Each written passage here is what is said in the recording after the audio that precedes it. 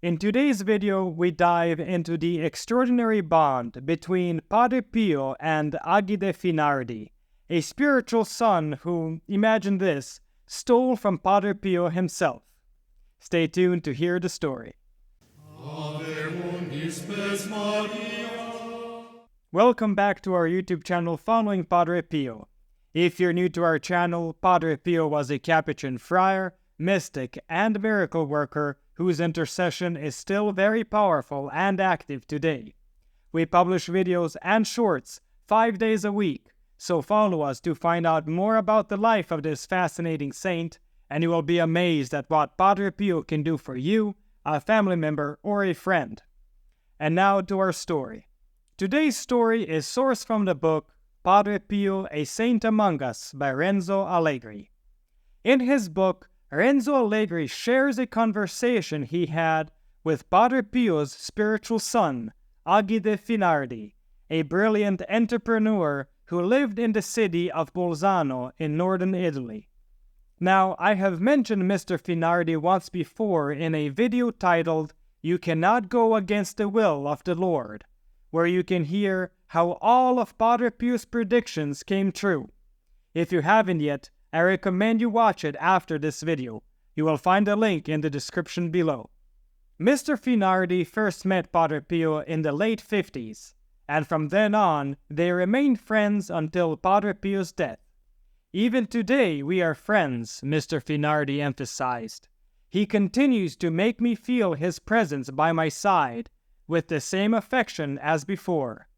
At one point, Mr. Finardi started his own business, and was hired by Padre Pio for numerous projects.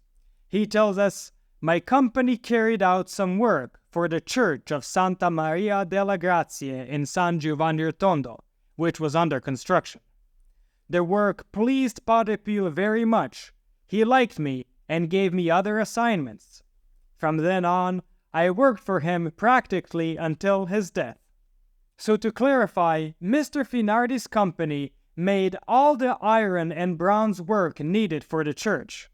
Candelabras, stained glass windows, crucifixes, stair railings, the central gate, and even the tabernacle.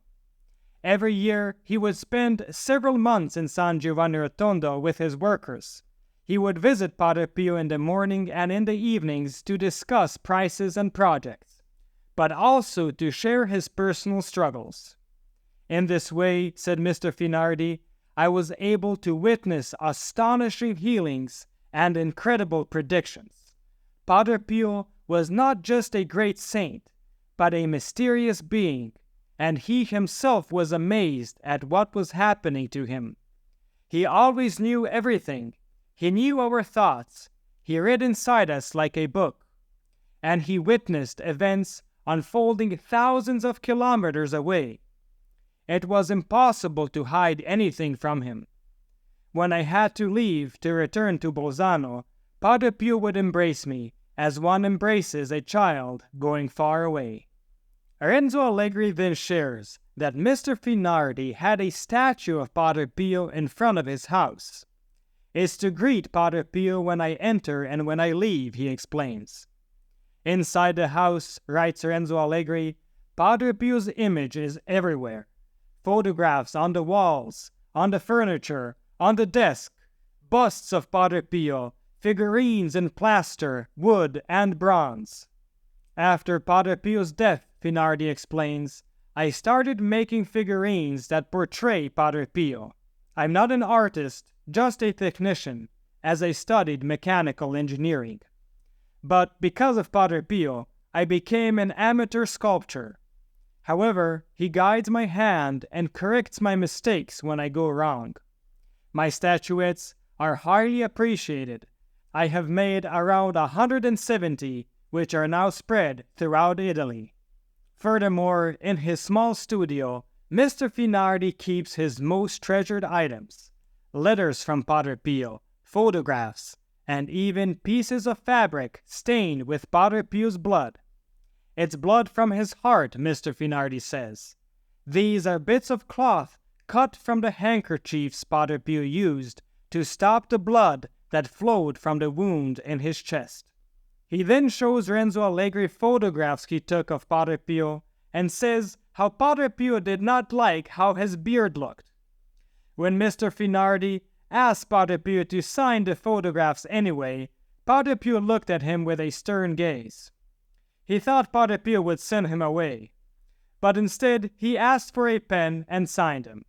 Then Mr. Finardi opens a drawer and takes out a plastic bag containing a friar's habit full of holes. "This is a great relic of Padre Pio," said Mr. Finardi. "I continue to offer small pieces to sick people who ask me. It displeases me to do so. Soon I'll have nothing left. But he always helped those who suffered. I stole this habit from Padre Pio. One day he gave it to me to have it cleaned, and I took it to my house. However, he noticed. He always knew everything, but never said anything, which means he forgave me." End of story. Thank you for listening. Please do like and share this video to help our channel grow. And please give our channel a boost by continuing to watch another video. This will help with the YouTube algorithm. I have recommended some videos especially chosen for you on the end screen. Or just click on one of the links in the description below for a full selection of great Padre Pio stories, or our playlist of Padre Pio thoughts for the day. And don't forget to enroll your Mass intentions for next Friday's Padre Pio Holy Mass. You'll find the link in the description below. And stay tuned for the next video on the life of Padre Pio.